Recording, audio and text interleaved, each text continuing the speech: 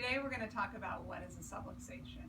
The nervous system is a master controller of the body, and it sends signals from the brain down the spinal cord, and these nerves come down and branch and tell the body what to do. A subluxation is when there's nerve interference.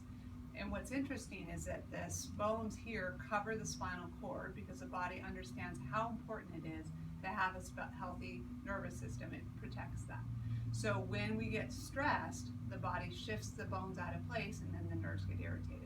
The stresses that cause that is physical stress, like car accidents, slips and falls, work injuries, postural issues, even as a child, some injuries that you can have learning to walk, falling off your bike. And then there's biochemical stresses. What are we eating? What are we breathing? What are we drinking? Medication, perhaps over the counter or prescription.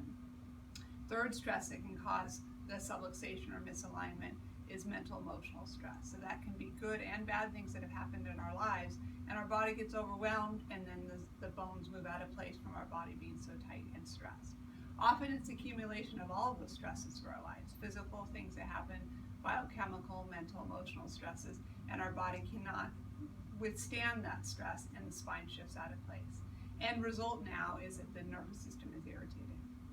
When the nervous system is irritated and is trying to send the signal down to the body, then you may get like static on a cell phone. You're not getting that proper message down to the body, or vice versa. You're not getting the proper messages back up. The nervous system is amazing that, like I said, it controls everything in the body.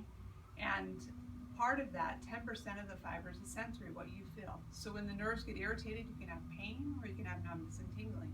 The other 90% is the brain telling your muscles what to do, organ, blood vessels, and glands what to do. If the motor part of the nervous system is irritated, your muscles might get really tight or spasm, or they could get too loose, or you might be clumsy. When we look at the brain talking to the organs, there can be too much or too little signal to an organ.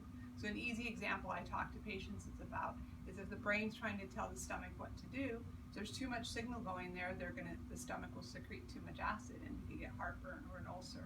If there's not enough signal, you're not going to get enough acid secreted. So you'd have problems with your digestion on that end as well. So here in our office, we find out where do you have subluxations, where is there miscommunication in your nervous system, and we do adjustments to line your spine back up and take the